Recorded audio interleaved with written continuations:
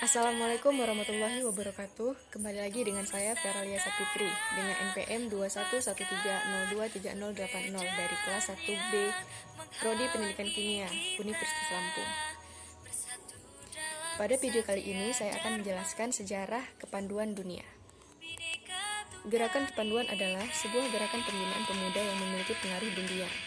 Gerakan kepanduan terdiri dari berbagai organisasi kepemudaan, baik untuk pria maupun untuk wanita, yang bertujuan untuk melatih fisik, mental, dan spiritual para peserta dan mendorong mereka untuk melakukan kegiatan positif di masyarakat.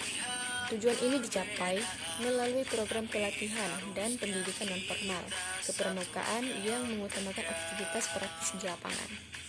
Lahirnya gerakan kepanduan. Gerakan ini dimulai pada tahun 1907 ketika Robert Baden-Powell, seorang letnan jenderal angkatan bersenjata Britania Raya, dan William Alexander Smith, pendiri Boy Brigade, mengadakan perkemahan kepanduan pertama, yaitu dikenal sebagai Jamboree di Kepulauan Brownsea, Inggris.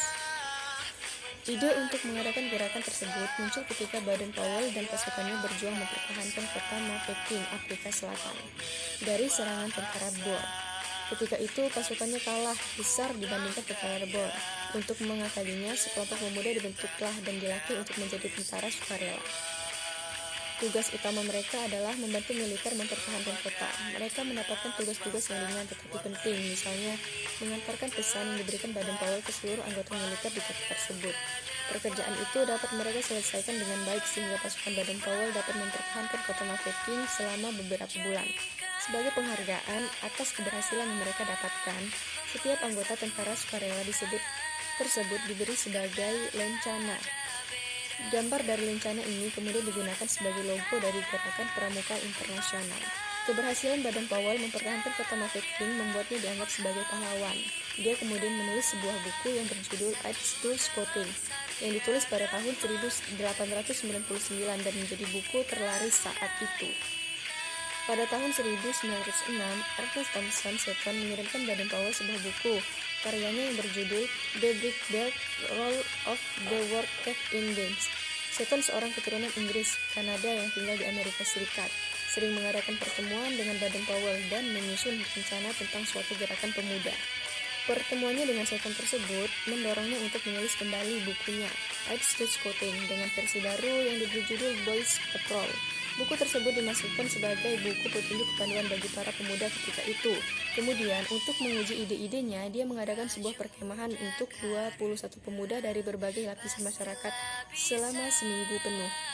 Setelah bukunya diterbitkan dan perkemahan yang dilakukannya berjalan dengan sukses, Baden-Powell pergi untuk sebuah tur yang direncanakan oleh Arthur Persson untuk mempromosikan pemikirannya ke seluruh Inggris.